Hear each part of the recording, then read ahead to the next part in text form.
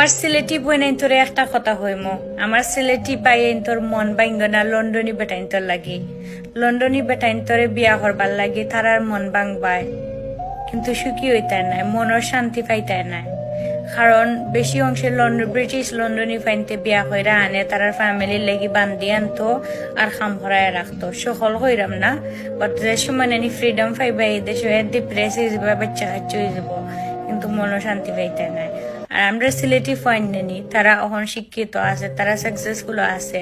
Yes, তারা London আইতে পারেন না, বাট বাংলাদেশ তো লন্ডনের চেয়ে কম নাই। বাংলাদেশ এখন উন্নত ওর, তারা কাজের মানুষ রাখবো, বউয়ে কষ্ট পাইতো না। কিন্তু ই দেশ ও লন্ডনী ফাইনতে কাজের মানুষ রাখতো না, নিজে বান্দিল্লাহান খাম হইরা সহলতা করতে হইবাই, কেতা পাইতায় না, গুণ পাইতায় নাই, বুঝছনি, দাম পাইতায় না।